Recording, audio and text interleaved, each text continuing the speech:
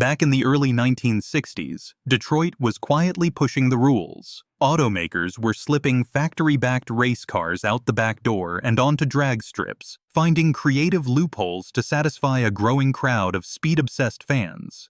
Pontiac, a brand gaining serious momentum at the time, was already flexing its performance muscles before the term muscle car even had a real definition. Most people point straight to the GTO, and to be fair, it earned its reputation. But behind the scenes, Pontiac was working on something far more extreme. This machine was lighter, nastier, and built with zero concern for showroom appeal. It wasn't designed to impress casual buyers or look good under dealership lights. This was all business. A purpose-built weapon with one goal in mind: total domination at the drag strip. And while the GTO went on to become a household name, this other Pontiac slipped into the shadows, earning legendary status only among the most dedicated enthusiasts. Today, we're pulling back the curtain on the forgotten Pontiac that made even the mighty goat seem civilized. The name Tempest Super Duty rarely comes up in everyday muscle car conversations, but it absolutely should. Built in 1963, this radical factory experiment from Pontiac was essentially a hand-assembled weapon, created for one reason and one reason only: to dominate the National Hot Rod Association Superstock class. Unlike the mass-produced GTOs that followed, the Super Duty Tempest was a low-volume, race-only brute. Fewer than 12 were ever built. Yes, just 12. And that kind of rarity alone is enough to make collectors and historians stop in their tracks. Under the hood sat a 421 cubic inch Super Duty V8, an engine Pontiac engineered with performance as the top priority and comfort completely off the list.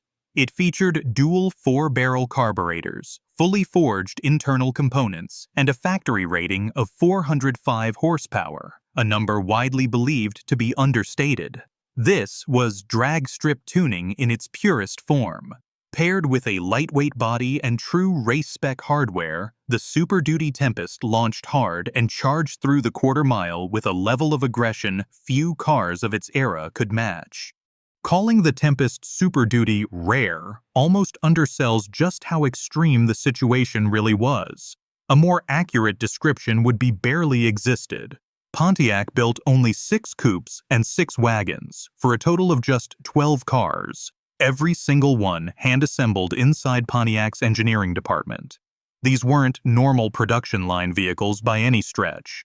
They were put together by engineers who knew this project had nothing to do with showroom sales and everything to do with winning races.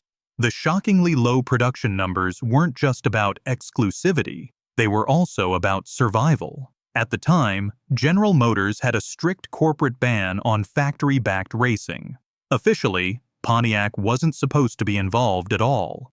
Unofficially, they found a workaround. Rather than entering cars themselves, Pontiac quietly handed these Tempest Super Duties directly to private racers, with a subtle nudge and a knowing wink. Comfort was completely off the table. These cars skipped every creature feature imaginable. No radios, no sound insulation. In some cases, even the rear seats were removed.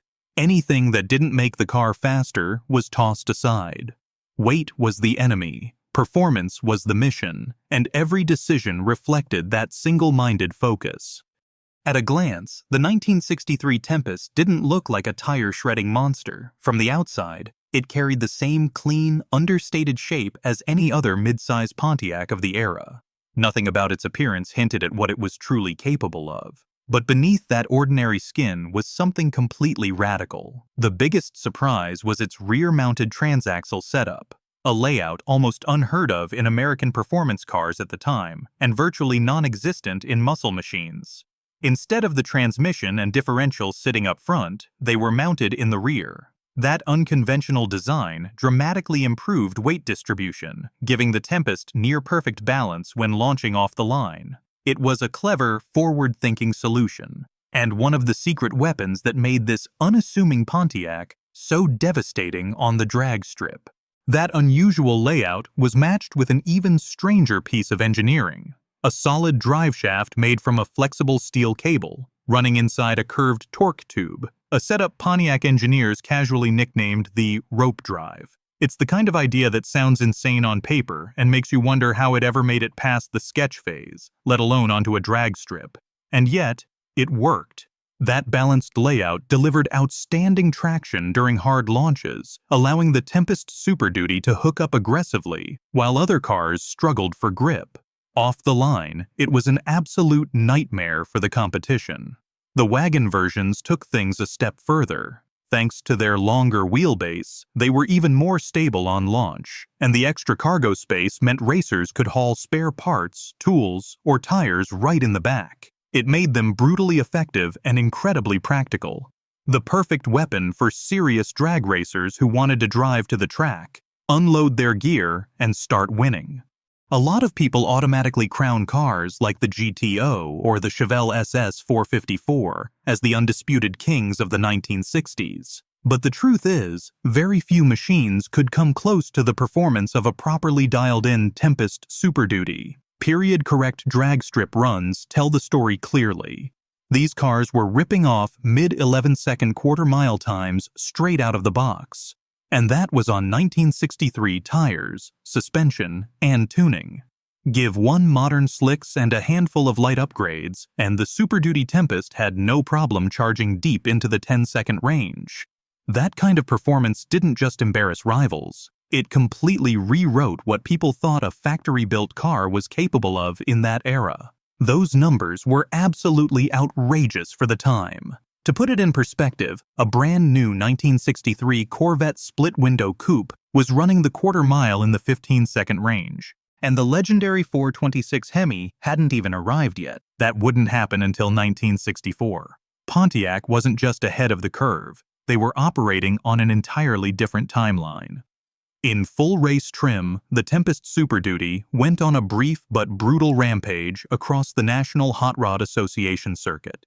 For a short window, it flat-out dominated, until corporate pressure from General Motors stepped in and tightened the leash. As the factory racing bans became more serious, many of the original 12 cars were pulled from competition, retired early, or quietly sold into private hands. But during its short-lived reign, the damage was already done. The Tempest Super Duty cemented its reputation as one of the quickest, most extreme factory-built muscle cars to ever touch a drag strip. A car that proved Pontiac was playing for keeps long before the rest of Detroit caught up. When you add up the outrageous performance, the off-the-wall engineering, and the razor-thin production numbers, it's easy to see why the Tempest Super Duty isn't just a collectible, it's the collectible. When one actually surfaces for sale, the prices are nothing short of staggering. Valuations from Haggerty regularly place these cars deep into the seven-figure range, assuming they still retain their original engine and key components. And that's a big if, because finding one at all is becoming nearly impossible. Even among the most hardcore collectors, the Tempest Super Duty has taken on almost mythical status. Some were wrecked in competition. Others were parted out when they were just viewed as old race cars. Only a handful survived intact, often held onto by racers or quietly stored away for decades. One example sold back in 2010 for more than $400,000, and that was over a decade ago. Today, that number could easily be double or even triple.